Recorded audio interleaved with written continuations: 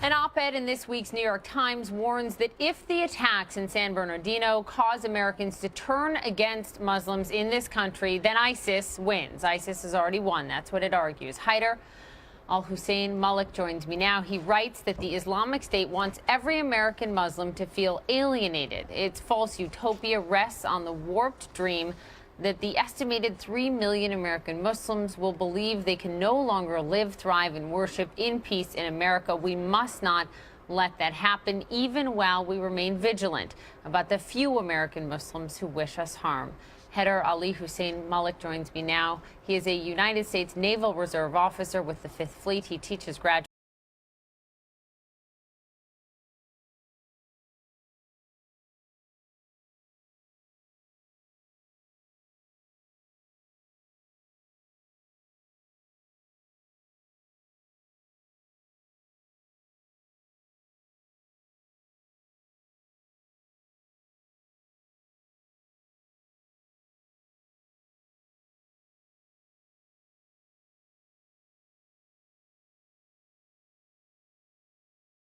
I care deeply about what's happening in our country right now, and I am directly involved in the fight against ISIS.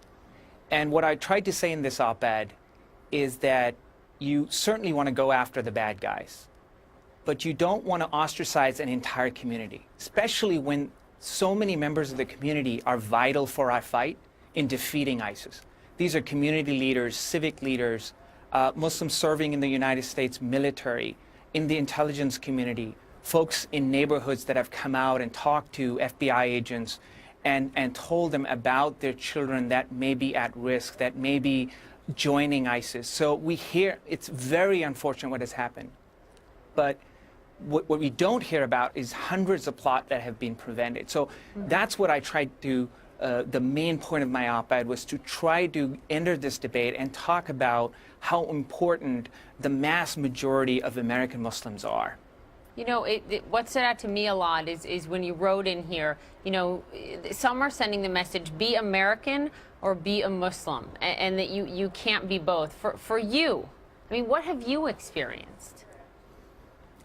Listen, for somebody who wears very proudly the uniform of the United States Navy, I welcome those kind of comments and criticisms. I want them to come to my face and say this, and try to convince me that I'm not patriotic, that I don't love this country, that my family doesn't love this country, and the mass majority of Muslims don't love this country. I want them to convince me with numbers, not a few incidents. I'm the first one to admit that there is a cancer, a small cancer that's very deadly within the Islamic community of extremism, and we all need to get together and kick that out and destroy that cancer.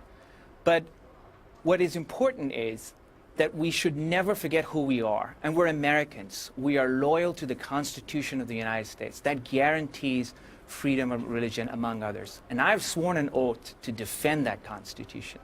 And I am proud to say that so many letters that I've received after this article, and my experience in working at the highest levels of the U.S. government advising as a United States naval officer, I've never faced any kind of discrimination.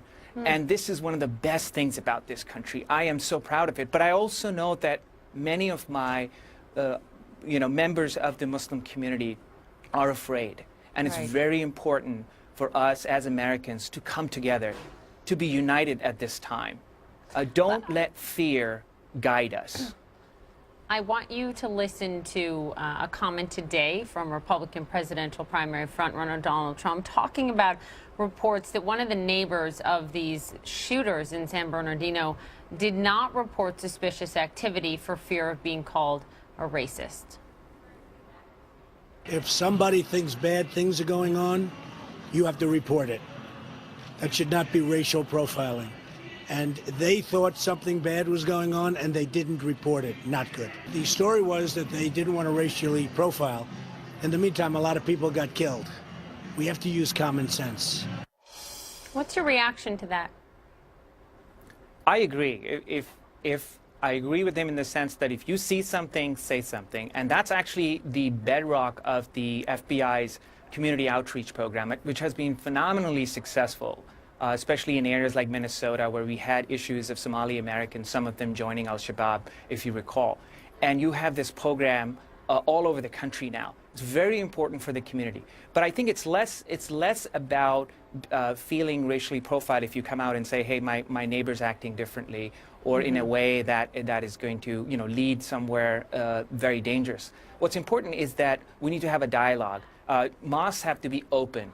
Muslims have to be welcoming in the sense that they are able to educate the rest of the Americans about their religion. And Americans, on the other hand, have to have a very open mind. Go out there, talk to them, instead of ostracizing them or putting them in this kind of large category, being distrustful of them. So I absolutely agree that the community members have to come out and talk about what is going on. And frankly, some of the really, really bad terrorist attacks that have been prevented are precisely because community members came out. So these Muslim Americans are truly the bulwark against groups like ISIS. So it's very important to have that constant dialogue between the community, the non-Muslim community, and of course law enforcement. Haider Ali Hussein Mullick, thank you very much for joining me. Thank you for your service to this country. I appreciate it.